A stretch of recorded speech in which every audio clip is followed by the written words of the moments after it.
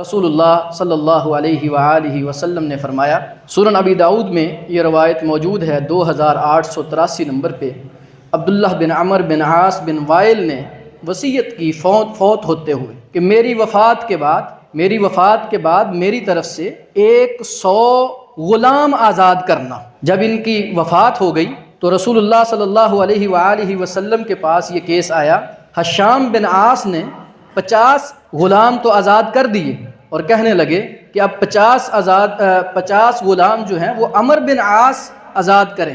معاملہ اللہ کے نبی صلی اللہ علیہ وآلہ وسلم کے پاس آیا تو رسول اللہ صلی اللہ علیہ وآلہ وسلم نے بڑی ہی خوبصورت ترین بات کی۔ آپ نے فرمایا کہ وہ جو فوت ہونے والا ہے، جس کی طرف سے تم یہ سارا صدقہ کرنا چاہتے ہو، اگر اس کا عقیدہ توحید تھا تو پھر اس کے لیے غلام بھی آزاد کرو، حج بھی کرو، صدقہ بھی کرو۔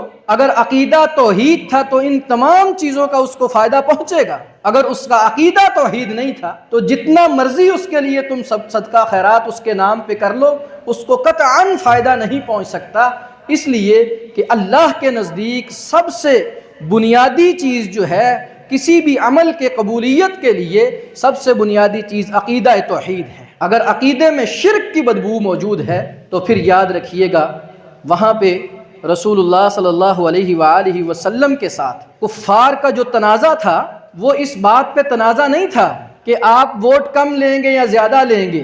اس بات کا تنازع نہیں تھا کہ آپ کو بادشاہت چاہیے یا نہیں چاہیے۔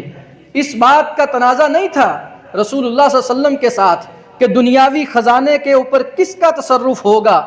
یہ ساری باتیں تو اس وقت ہی کلیئر ہو گئی تھیں جب اللہ کے نبی صلی اللہ علیہ وآلہ وسلم کے پاس چند بڑے سردار تشریف لائے۔ اللہ کے نبی صلی اللہ علیہ وسلم کے چچا کے پاس، سردار ابو طالب کے پاس آ کے کہنے لگے کہ اگر آپ کے بھتیجے محمد صلی اللہ علیہ وآلہ وسلم کو اگر بادشاہت چاہیے تو ہم بغیر الیکشن کے ان کو اپنا بادشاہ مقرر کر لیتے ہیں۔ ہاں، اگر ان کو دنیا کا مال و دولت چاہیے تو یہ ہمارے خزانوں کی چابیاں ہیں، جتنا مرضی استعمال کریں، ہمیں کوئی اعتراض نہیں ہوگا۔ ہاں، اگر کسی اچھے گھرانے میں شادی کروانا چاہتے ہیں تو وہ بھی جدھر یہ اشارہ کریں ہم ادھر ہی ان کی شادی کر دیتے ہیں۔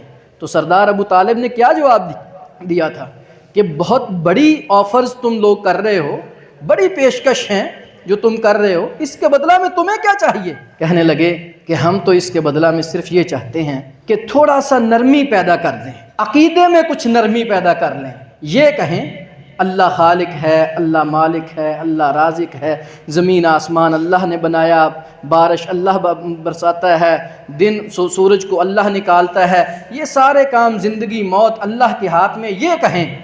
یہ نہ کہیں کہ ہمارے یہ جو ہم نے اپنے بزرگوں کی یہ مورتیاں بنائی ہوئی ہیں، یہ کچھ نہیں کر سکتے۔ اللہ وحدہ لا شریک نے فوراً جواب دیا، توحید پہ کمپرومائز کہیں ہے ہی نہیں۔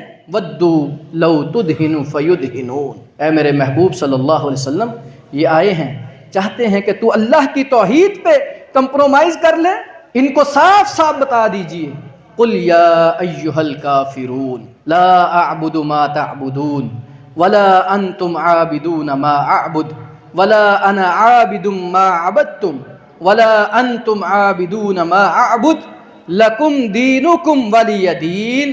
تمہارا اور میرا بنیادی فرق ہی یہی ہے۔ بات یہاں سے ہی شروع ہوتی ہے کہ وہ کہتے ہیں کہ رب کے سوا اور بھی کچھ کر سکتے ہیں، اور اللہ کے نبی صلی اللہ علیہ وآلہ وسلم کہتے ہیں کہ قُلْ هُوَ اللَّهُ أَحَدٌ۔ آپ نے فرمایا اللہ اکیلا ہی ہے، اللہ کے سوا کوئی کچھ نہیں کر سکتا۔ یہی بنیادی فرق تھا، عقیدے کا ہی تو ایک فرق تھا جس کی بنا پہ رسول اللہ صلی اللہ علیہ وآلہ وسلم کی جان کے دشمن ہو گئے تھے۔